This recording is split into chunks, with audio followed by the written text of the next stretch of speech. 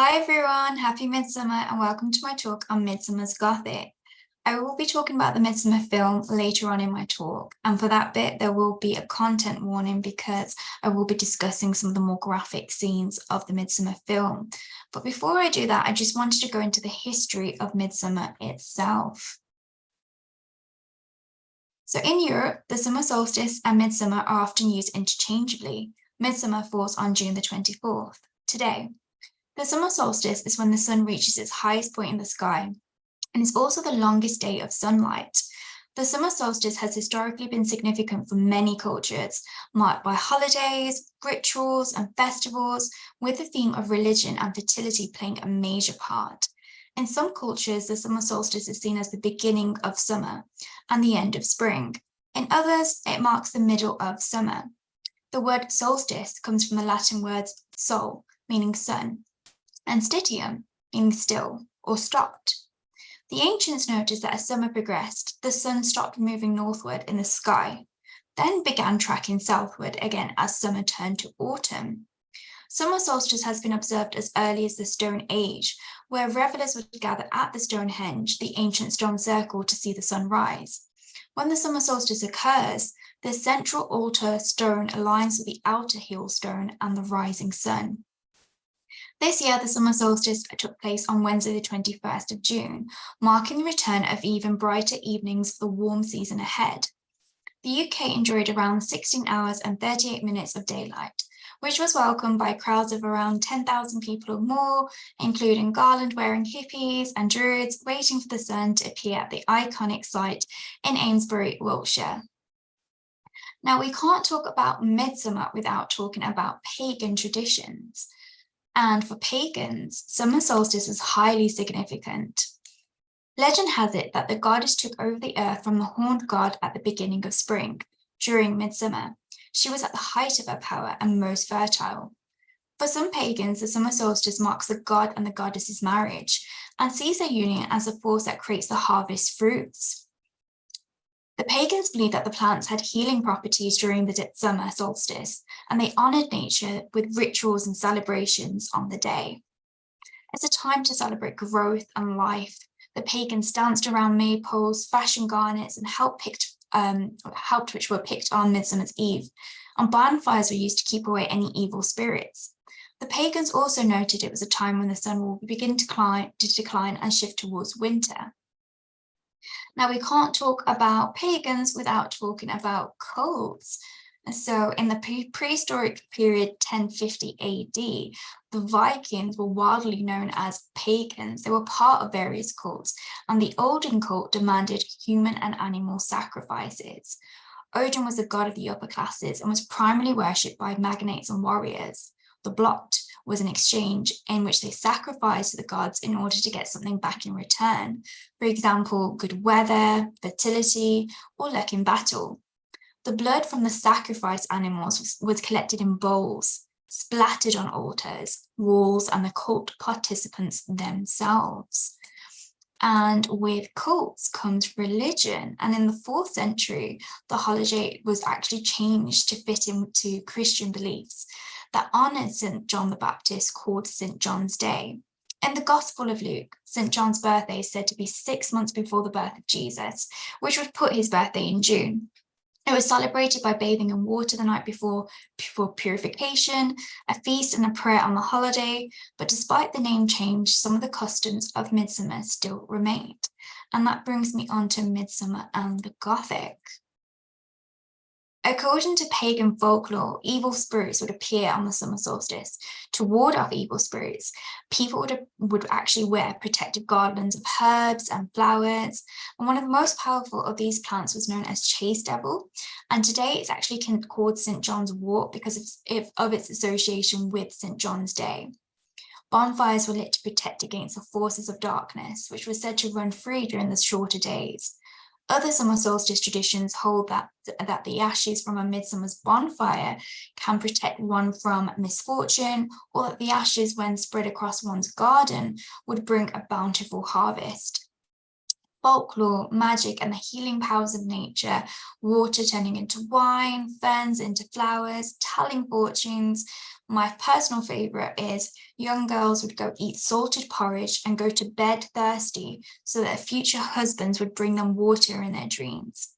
An ongoing tradition is actually for people to put flowers under their bed and to dream of their future spouse. And now I move on to my favorite bit, which is Midsommar itself.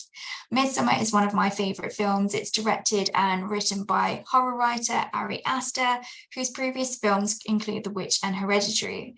The movie merges the pagan traditions of what I've just spoken about with the Swedish folklore horror. And the film is actually set in the remote village of Håga, which actually means fairy tale. And Aster builds on this fairy tale setting to unnerve his viewers.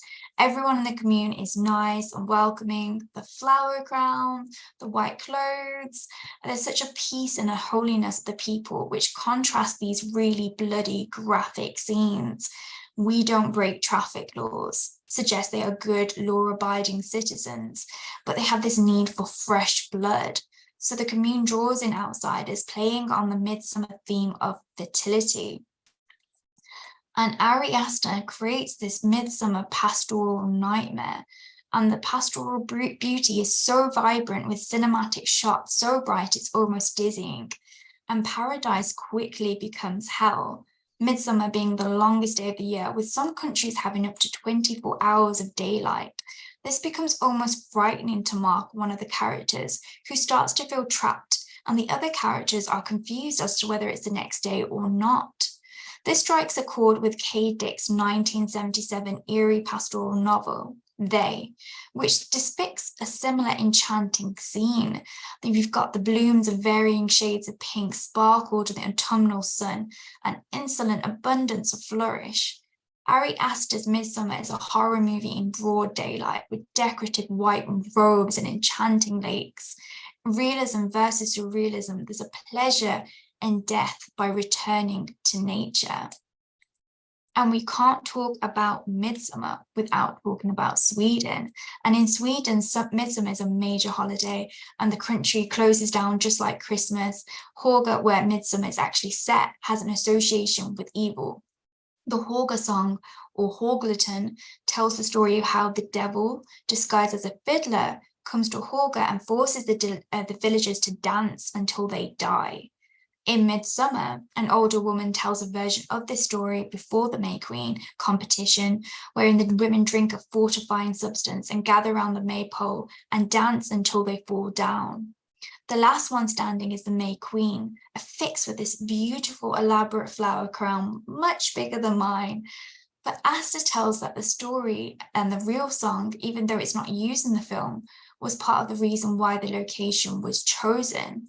Midsummer's production designer, Henrik Svensson, talks about this legend of Hågleton and how it's still very present in Swedish society, and it's become part of this dance competition known as the Hälsingland. Meanwhile, if you go back even further, Hälsingland was home to work like the Skog tapestry, which dates back to the 13th century, and the subject of which is still up for debate because of its religious nature. The iconography of the region is very weird, in a biblical, scary way from the beginning, and very easy to offset just a tiny bit to suddenly contain lots of creepy sex, blood, magic, and the history of violence. Svensson explains, but whereas the historical works might use flowers as ornaments, in our version, mainly genitals. So look closely, nearly the entire script appears in painting form on screen as artistic premonitions. And one of the other film's themes that I wanted to touch on was race. And as I've mentioned before, the story is set in the Swedish county of Hälsingland. It's the home of the original Ubermensch, who were wealthy, strong, tall, and blonde. Svensson actually explains how Midsommar very rarely explicitly references any pop culture or relatively current events, but both Aster and Svensson have said that there is a political allegory at play. There are a lot of parallels to the history of Europe over the last 100 years, Aestheticists actually say they're not the most diverse community. Instead, this creepiness of the Hauga is augmented by the airiness and the fact that they can dispose of anyone who comes into their community who doesn't physically fit in. Svensson draws parallels to the rise of the far-right extremism in Sweden, notably the most recent disturbing success of the historically white National Sweden Democrats at the time. And Dani fits into this profile, and her hair becomes increasingly blonde as the movie goes on. She starts off with her hair not being as bright, but as she progresses throughout the film and the very final image, you've almost got this bright blonde hair where she seems to fit in perfectly with the commune. Midsommar kills off all the non-white characters, going against the stereotype to kill off the black character Josh first, but he is killed off second, as is Connie and Simon. The whiteness of clothes symbolizes this unity of the cult. They only recruit white blood to join the commune. And this feeds into this fantasy, this kind of fairy tale.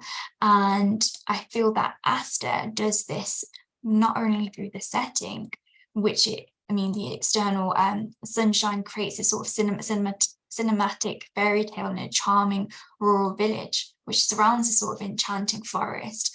But the characters wear these white robes, the flower crowns, they participate in feasts and dances, and the protagonist is crowned queen. They're all obeying her command. And Dani, a poor, helpless girl who suffers at the start of the film by losing her family, is then empowered by the end of the movie and gets a happy ending. Pele could be seen as her prince who rescues her from her previous life and gives her a home and a family. It's a typical fairy tale. But Dani's apartment is decorated with a number of paintings that hint at the destruction to come. But perhaps the most eye-catching piece of decoration is from the haunting catalogue of Swedish painter John Boer.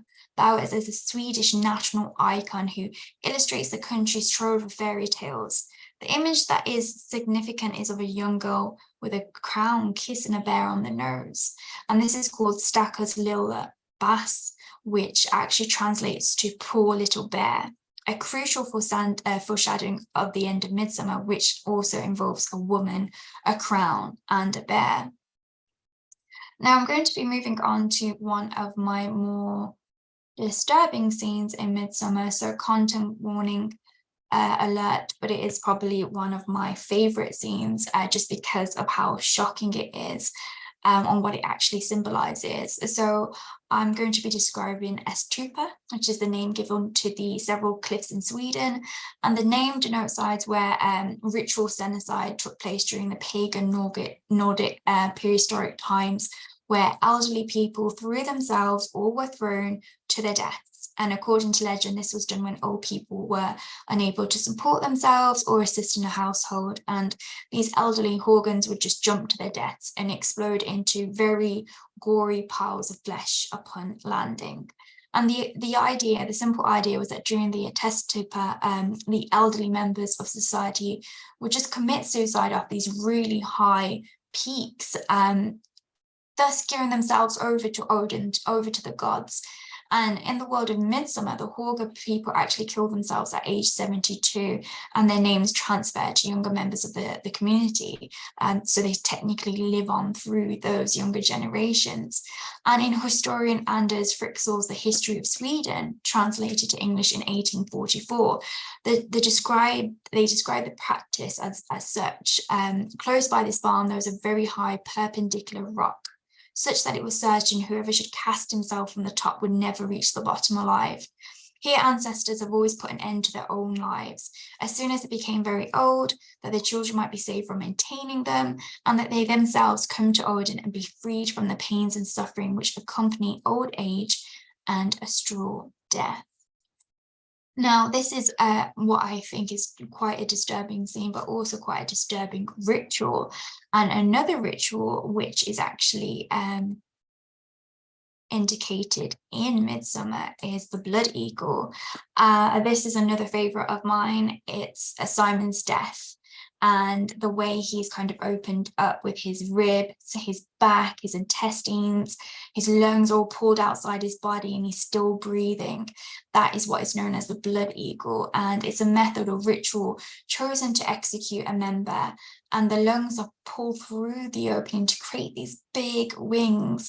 And in the film, you'll have seen that there's all flowers, and he's elaborately decorated. So this is sort of juxtaposition between like beauty and nature, and then blood and gore.